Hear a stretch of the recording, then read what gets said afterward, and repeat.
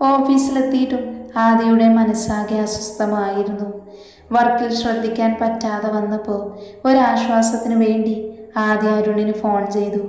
അരുണിനോട് ജിത്തുവിൻ്റെ സ്വഭാവമാറ്റത്തെക്കുറിച്ചും തന്നോട് കാണിക്കുന്ന അകൽച്ചയെക്കുറിച്ചും അവൻ സംസാരിച്ചു. അതൊക്കെ ശരിയാവിടാ, അവൻ നിന്റെ അനിയനല്ലേ. കുറച്ച് കഴിയുമ്പോൾ അവൻ നിന്നെ മനസ്സിലാക്കി നിന്നോട് പഴയ പോലെ തന്നെ ഇടപഴകും. നീ ഇപ്പം സമാധാനപ്പെട്, എല്ലാം ശരിയാവുമായിരിക്കും അല്ലേടാ. ഒരുപക്ഷെ നീ നന്ദുവിനെക്കുറിച്ചുള്ള എല്ലാ കാര്യങ്ങളും ആദ്യമേ ജിത്തുവിനെ അറിയിച്ചിരുന്നുവെങ്കിൽ അവൻ തന്നെ മുൻകൈയെടുത്ത് നിങ്ങളുടെ കല്യാണം നടത്തി തന്നേനെ. ഇങ്ങനെയൊരു സാഹചര്യം ഒഴിവാക്കാമായിരുന്നു. നന്ദു അങ്ങോട്ട് വന്നപ്പോൾ തന്നെ അവളോട് നിന്റെ ഇഷ്ടം അറിയിക്കാൻ ഞാൻ പറഞ്ഞതല്ലേ. നിനക്ക് അവളെ ഇഷ്ടമാണെന്ന് അറിഞ്ഞിരുന്നുവെങ്കിൽ തറവാട്ടിലുള്ളവർ നിങ്ങളുടെ കല്യാണം നടത്തി തരില്ലായിരുന്നു. നീ ഇങ്ങനെ പറഞ്ഞു പറഞ്ഞെന്നെ ഭ്രാന്ത് പിടിപ്പിക്കല്ല അരുണേ. ഒരു സമാധാനത്തിന് വേണ്ടിയിട്ടാണ് നിന്നെ വിളിച്ചത്. ഞാൻ എന്തായാലും ഒരു കാര്യം തീരുമാനിച്ചു. ഇന്ന് തന്നെ ജിത്തുവിനോട് നന്ദുവിനെ സ്വപ്നം കണ്ട മുതലുള്ള എല്ലാ കാര്യങ്ങളും തുറന്ന് പറയണം. എന്നിട്ട് അവർ തീരുമാനിക്കട്ടെ എന്നോട് ക്ഷമിക്കണോ വേണ്ടയോ എന്ന്. എന്നാലും എൻ്റെ മനസ്സിനൊരു സമാധാനം കിട്ടൂ. അതാണിടാ നല്ലത്, അരുണും പറഞ്ഞു. എന്നാൽ ശരി, ഞാനിപ്പോൾ തന്നെ അവൻ്റെ അടുത്തേക്ക് പോകുക. ജിത്തു ഉച്ച കഴിഞ്ഞപ്പോഴാണ് ഓഫീസിലേക്ക് തിരിച്ചത്. 2-3 മാസങ്ങൾക്ക് ശേഷം അവൻ്റെ മനസ്സിൽ നല്ല ശാന്തത അനുഭവപ്പെട്ടു.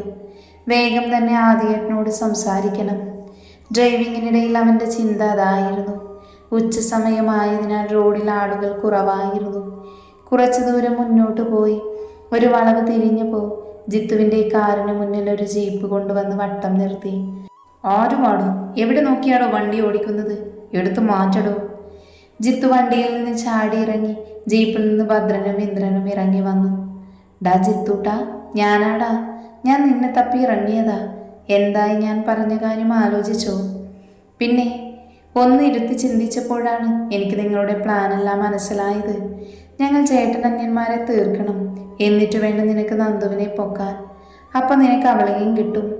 അവൾ വഴി മംഗലശ്ശേരി തറവാട്ടിലെ ഭൂരിഭാഗം വരുന്ന സ്വത്തുക്കളും കിട്ടും. ബോണസ് പോലെ ഞങ്ങളുടെ ആദിയേട്ടൻ മുഖാന്തരം തകർച്ചയുടെ വക്കിലെത്തി നിൽക്കുന്ന നിങ്ങളുടെ ബിസിനസ് വിപുലപ്പെടുത്തുകയും ചെയ്യാം.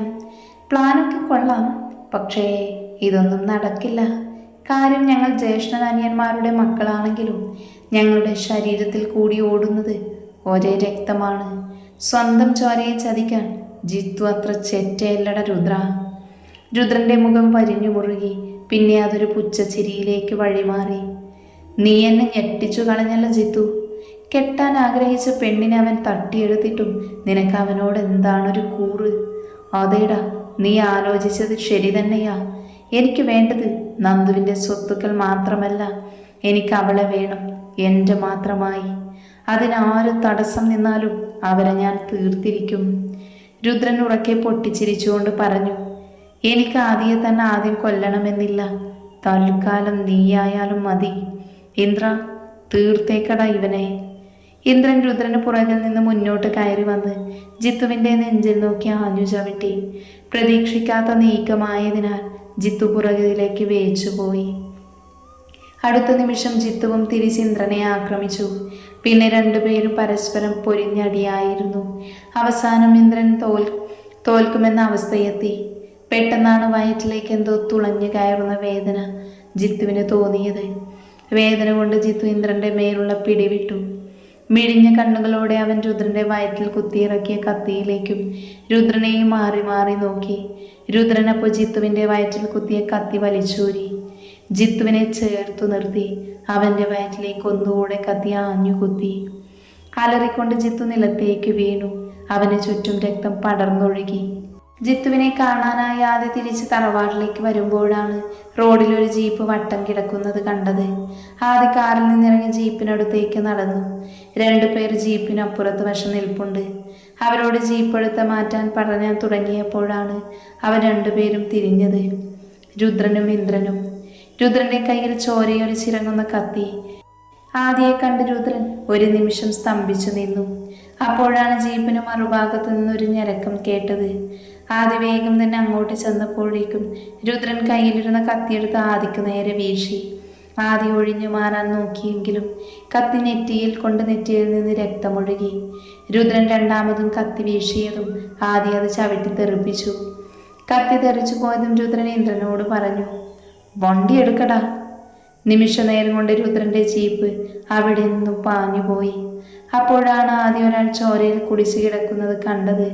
ചെരിഞ്ഞു കിടക്കുന്ന അയാളെ നേരെ കിടത്തി ആദി കിടുങ്ങി വിറച്ചു.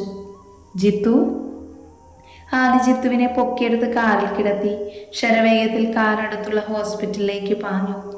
ഹോസ്പിറ്റലിലെത്തിയ ആദി ജിത്തുവിനെ കൈകളിൽ എടുത്തുകൊണ്ട് ഓടി എമർജൻസി യൂണിറ്റിലേക്ക് കയറി. ഡോക്ടർമാരും നഴ്സുമാരും ഓടി വന്നു. പെട്ടെന്ന് തന്നെ ജിത്തുവിനെ ഓപ്പറേഷൻ തിയേറ്ററിലേക്ക് കയറ്റി. ആദ്യ അജിയെ ഫോൺ വിളിച്ച് ഹോസ്പിറ്റലിലേക്ക് വരാൻ പറഞ്ഞു. കോള് കട്ട് ചെയ്ത് കഴിഞ്ഞപ്പോൾ ആദിക്ക് കണ്ണിൽ ഇരുട്ട് കയറുന്നത് പോലെ തോന്നി. കാഴ്ച മറിയുമ്പോൾ തൻ്റെ അടുത്തേക്ക് ആരൊക്കെ ഓടി വരുന്നത് അവന് മനസ്സിലായിരുന്നു. അജി കേസ് അന്വേഷണത്തിൻ്റെ ഭാഗമായി ഓഫീസിൽ നിന്ന് ഇറങ്ങാൻ തുടങ്ങിയപ്പോഴാണ് ഫോണിലേക്ക് ആദിയുടെ കോള് വന്നത്. വേഗം ഹോസ്പിറ്റലിലേക്ക് വരാൻ മാത്രം പറഞ്ഞ് ആദി കോള് കട്ട് ചെയ്തു. വേഗം ഹോസ്പിറ്റലിലേക്ക് തിരിച്ചു. അവിടെ ചെന്നപ്പോൾ ആരെയും കാണാനില്ല. റിസപ്ഷനിൽ അന്വേഷിച്ചപ്പോഴറിഞ്ഞു ആദിയും ജിത്തുവും ഈ ഹോസ്പിറ്റലിൽ തന്നെ അഡ്മിറ്റ് ആയിട്ടുണ്ടെന്ന്. ഡ്യൂട്ടി ഡോക്ടറെ കണ്ട് അന്വേഷിച്ച് അജി നടുങ്ങി. ജിത്തുവിനെ ആരോ കൊലപ്പെടുത്താൻ ശ്രമിച്ചിരുന്നു. അവൻ്റെ നില അപകടകരമാണ്. ഓപ്പറേഷൻ നടന്നുകൊണ്ടിരിക്കുവാണ്. ജിത്തുവിനെ രക്ഷിക്കാൻ ശ്രമിച്ച ആദിക്ക് പരിക്ക് പറ്റിയിട്ടുണ്ട്. ആദിക്ക് തലയിലാണ് മുറിവെങ്കിലും മുറിവ് അപകടകരമല്ല.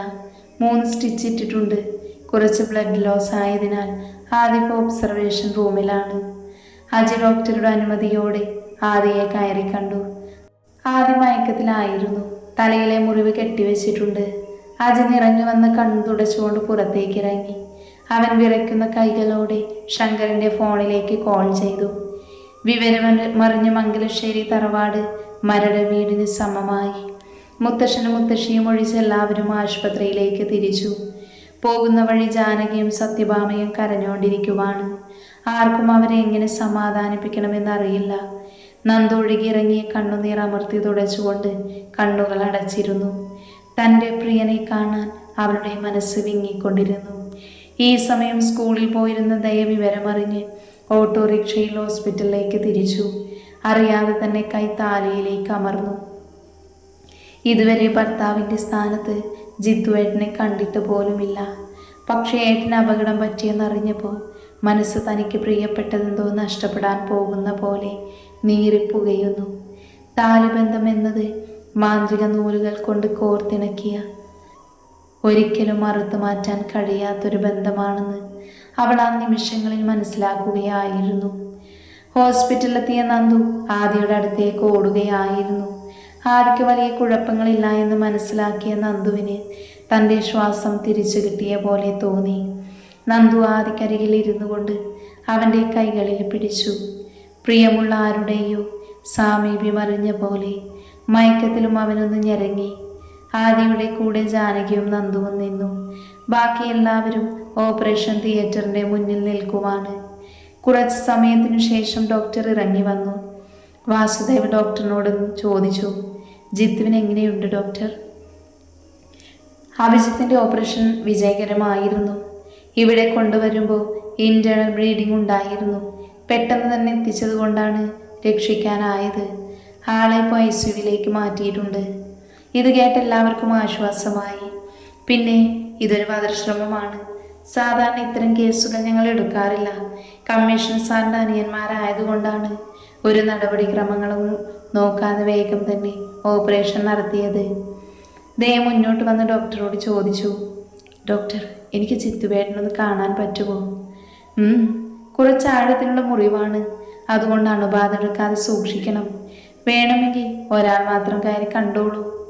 ദേ എല്ലാവരെയും നോക്കി സത്യഭാമ പറഞ്ഞു, മോള് കയറി കണ്ടോളൂ. എനിക്ക് അവൻ അങ്ങനെ കിടക്കുന്നത് കാണാൻ വയ്യ. ദേ നേഴ്സുമാർ കൊടുത്ത PPV കിറ്റ് ധരിച്ചുകൊണ്ട് ICUവിനടുത്തേക്ക് കയറി. ജിത്തുവിനെ കണ്ട അവളുടെ കണ്ണുകൾ നിറഞ്ഞൊഴുകി. മയക്കത്തിലായിരുന്ന ജിത്തുവിൻ്റെ ആത്മാവപ്പോൾ മേഘങ്ങൾക്കിടയിലൂടെ പറന്ന് മുകളിലേക്ക് പോയിക്കൊണ്ടിരിക്കുകയായിരുന്നു. പെട്ടെന്നാണ് അശരീരി പോലൊരു ശബ്ദം അവൻ കേട്ടത്. ജിത്തുവേട്ട, നിങ്ങളെൻ്റെ പ്രാണനാണ്. എനിക്ക് നിങ്ങളിങ്ങനെ കിടക്കുന്നത് കണ്ടിട്ട് സഹിക്കാൻ പറ്റുന്നില്ല. അത്രയ്ക്ക് ഞാൻ നിങ്ങളെ സ്നേഹിക്കുന്നു. വേണ്ടെന്ന് വെച്ചതാണെങ്കിലും എപ്പോഴേക്കോ നിങ്ങൾക്ക് ഞാൻ എൻ്റെ മനസ്സിലൊരു സ്ഥാനം കൊടുത്തിരുന്നു. ഇന്ന് നിങ്ങളെ നഷ്ടപ്പെടുമെന്ന് തോന്നിയപ്പോഴാണ് എനിക്കത് മനസ്സിലായത്. വേറൊന്നും വേണ്ട, ജീവിതാവസാനം വരെ നിങ്ങളെൻ്റെ കൂടെ ഉണ്ടായാൽ മാത്രം മതി. നിങ്ങൾ കെട്ടിയ ഈ താലി കഴുത്തിലുള്ളിടത്തോളം കാലം നിങ്ങളുടെ ഭാര്യ എന്ന സംതൃപ്തിയോടെ ഞാൻ ആ തറവാട്ടിൽ കഴിഞ്ഞോളാം. ജിത്തു ആയാസപ്പെട്ട് അത് കേട്ട് കണ്ണു തുറന്നു. കരഞ്ഞുകൊണ്ടിരിക്കുന്ന ദേയെ കണ്ടവൻ അതേപോലെ കണ്ണുകളടച്ചു. ദേ പൊട്ടിക്കരഞ്ഞുകൊണ്ട് പുറത്തേക്ക് ഇറങ്ങിപ്പോയി. ഡോക്ടർ റൂമിലേക്ക് വന്നപ്പോൾ നന്ദു ആദിയുടെ അടുക്കൽ നിന്ന് എഴുന്നേറ്റു മാറി. ഡോക്ടർ ആദിയെ തട്ടി വിളിച്ചു. ആദി, കണ്ണു തുറക്ക്. ആദി പതിയെ കണ്ണു തുറന്ന് ചുറ്റുമുള്ള എല്ലാം നോക്കി. ഡോക്ടർ ആദിയെ നോക്കി പുഞ്ചിരിച്ചുകൊണ്ട് പറഞ്ഞു, ആദിക്കിപ്പോൾ കുഴപ്പമൊന്നുമില്ല. ഈ ട്രിപ്പ് കഴിയുമ്പോൾ വീട്ടിൽ പോകാം. തലയിൽ ചെറിയൊരു മുറിവുണ്ട്, സ്റ്റിച്ച് ഇട്ടിട്ടുണ്ട്. 2 ആഴ്ച കഴിയുമ്പോൾ വന്ന് സ്റ്റിച്ച് എടുക്കാം. ഞാൻ കുറച്ച് മെഡിസിൻ എഴുതുന്നുണ്ട്, അത് കണ്ടിന്യൂ ചെയ്യണം. Okay doctor? ജിത്തു? അഭിജിത്തിന് കുഴപ്പമൊന്നുമില്ല, ഓപ്പറേഷൻ കഴിഞ്ഞു, ഇപ്പോൾ ICUവിലാണ്. ഡോക്ടർ പോയി കഴിഞ്ഞപ്പോൾ ജാനകി ആദിയുടെ അടുക്കൽ വന്ന് കരഞ്ഞുകൊണ്ട് പറഞ്ഞു, മോനെ, ആരാണ് എൻ്റെ മക്കളോട് ഈ ക്രൂരത ചെയ്തത്? അജി അമ്മയെ തടഞ്ഞു. എൻ്റെ പൊന്നമ്മേ, അവനൊന്ന് റെസ്റ്റ് എടുത്തോട്ടെ. നിങ്ങളിപ്പോൾ ചെറിയമ്മയുടെ അടുത്ത് ചെല്ല്, ആദിയുടെ അടുത്ത് ഞാനിരുന്നോളാം. ജാനകി കണ്ണു തുടച്ചുകൊണ്ട് പുറത്തേക്ക് പോയി. നന്ദു അവിടെ തന്നെ നിൽക്കുന്നത് കണ്ട് അജി പറഞ്ഞു, നന്ദുവും ചെന്ന് ദയെ സമാധാനിപ്പിക്ക്. നന്ദു ആദിയെ ഒന്ന് നോക്കിക്കൊണ്ട് പുറത്തേക്ക് നടന്നു. ആദി അവളെ തന്നെ നോക്കി കിടക്കുകയായിരുന്നു. നല്ലവണ്ണം കരഞ്ഞിട്ടുണ്ട് എന്ന് അവളുടെ മുഖം കണ്ടപ്പോൾ അവന് മനസ്സിലായി. എല്ലാവരും പുറത്തേക്ക് പോയി കഴിഞ്ഞപ്പോൾ അജി ജിത്തുവിനോട് ചോദിച്ചു, ആരാ ആദ്യതി ചെയ്തത്? ഇന്ന് തന്നെ അവൻ്റെ കാര്യത്തിൽ തീരുമാനമുണ്ടാക്കണം. ഏത് കൊലകൊമ്പനായാലും അവനിനി പുറം ലോകം കാണാൻ ഞാൻ അനുവദിക്കില്ല. അജി പല്ല് ഞെരിച്ചുകൊണ്ട് ചോദിച്ചു. മുഖംമൂടി ധരിച്ചിരുന്നതിനാൽ ആരാണെന്ന് മനസ്സിലായില്ല. എന്തായാലും 2 പേരുണ്ടായിരുന്നു. ഞാൻ ചെന്നപ്പോഴേക്കും അവരെന്നെ തള്ളി വീഴ്ത്തിയിട്ട് വണ്ടിയിൽ കയറി രക്ഷപ്പെട്ടു. നിനക്ക് അവരുടെ വണ്ടി നമ്പർ ഓർമ്മയുണ്ടോ? ഇല്ല, ആ സമയത്ത് എനിക്ക് വണ്ടി നമ്പർ നോക്കാൻ കഴിഞ്ഞില്ല. ആദിയുടെ മറുപടി അജിക്ക് വിശ്വാസയോഗ്യമല്ലായിരുന്നു. ധാരാളം സംശയങ്ങൾ അജിയുടെ ഉള്ളിൽ തെളിഞ്ഞു വന്നു. അജി അടുത്ത ചോദ്യം ചോദിക്കും മുന്നേ ആദി കണ്ണുകൾ അടച്ചു. ആദി മനസ്സിൽ ഉരുവിട്ടു, രുദ്ര, നിന്നെ ഞാൻ പോലീസിന് ചൂണ്ടിക്കാണിച്ചു കൊടുക്കില്ല. നിന്നെ എനിക്ക് വേണം. ഞാനാണ് നിനക്ക് ശിക്ഷ തരുന്നത്. രാത്രിയായപ്പോൾ ശങ്കറും വാസുദേവും ഒഴികെ മറ്റെല്ലാവരും ഹോസ്പിറ്റലിൽ നിന്ന് തിരിച്ചു തറവാട്ടിലേക്ക് പോന്നു. സത്യഭാമ വരാൻ കൂട്ടാക്കിയില്ലെങ്കിലും ഹോസ്പിറ്റലിൽ നിന്നിട്ട് പ്രത്യേകിച്ച് കാര്യമൊന്നുമില്ലാത്തതിനാൽ അജി നിർബന്ധിച്ച് വിളിച്ചുകൊണ്ട് വന്നു. രാത്രി മുറിയിൽ ഒറ്റയ്ക്ക് കിടന്നിട്ട് ദയക്കുറക്കം വരുന്നുണ്ടായിരുന്നില്ല. അവളുടെ മനസ്സ് ജിത്തുവിനെ കുറിച്ചുള്ള ചിന്തയായിരുന്നു. ഈ സമയം ആദിയുടെ റൂമിൽ നന്ദു അപ്പോഴും ആദിയുടെ കൂടെ തന്നെ ഉണ്ടായിരുന്നു. അവൾ ആദിയുടെ എല്ലാ കാര്യങ്ങളും അറിഞ്ഞ് ചെയ്തു കൊടുത്തു. 2 ദിവസത്തിനു ശേഷം ജിത്തുവിനെ വാർഡിലേക്ക് മാറ്റി. അന്ന് തറവാട്ടിൽ നിന്ന് എല്ലാവരും ഹോസ്പിറ്റലിലേക്ക് പോയി. വരണ്ടെന്ന് പറഞ്ഞിട്ടും ആദി നിർബന്ധം പിടിച്ച് അവരുടെ കൂടെ ഹോസ്പിറ്റലിലേക്ക് വന്നു. ജിത്തു എല്ലാവരോടും സംസാരിച്ചു. അവൻ നന്ദുവിനെ നോക്കിയൊരു ചേട്ടത്തിയമ്മ എന്ന സ്ഥാനത്തോടെ ആത്മാർത്ഥമായി ചിരിച്ചു. പക്ഷേ ദയെ മാത്രം അവൻ മൈൻഡ് ചെയ്തില്ല. അവൾക്കത് വളരെ വിഷമമായി. എന്നാൽ അവളുടെ ഭാവമാറ്റം കണ്ട് ജിത്തുവിൻ്റെ ചുണ്ടിൽ ആരും കാണാത്തൊരു പുഞ്ചിരി വിടർന്നു. എല്ലാവരും ജിത്തുവിൻ്റെ അടുക്കൽ നിന്ന് മാറിയ സാഹചര്യത്തിൽ ആദി ജിത്തുവിനോടായി പറഞ്ഞു, അജയേട്ടന് ഈ കൊലശ്രമത്തിന് പിറകെ ആരാണെന്നറിയാൻ ഇറങ്ങി തിരിച്ചിട്ടുണ്ട്. എന്നോട് ചോദിച്ചപ്പോൾ ഞാൻ പറഞ്ഞത് മുഖംമൂടി ധരിച്ച് 2 പേരാണ് ആക്രമിച്ചത് എന്നാണ്. നീയും അങ്ങനെ തന്നെ പറഞ്ഞാൽ മതി. ആ രുദ്രനെ എനിക്ക് വേണം. അവനോട് പകരം ചോദിക്കേണ്ടത് ഞാനാണ്. കൂടെ ഞാനുണ്ടാവും ആദിയേട്ടാ.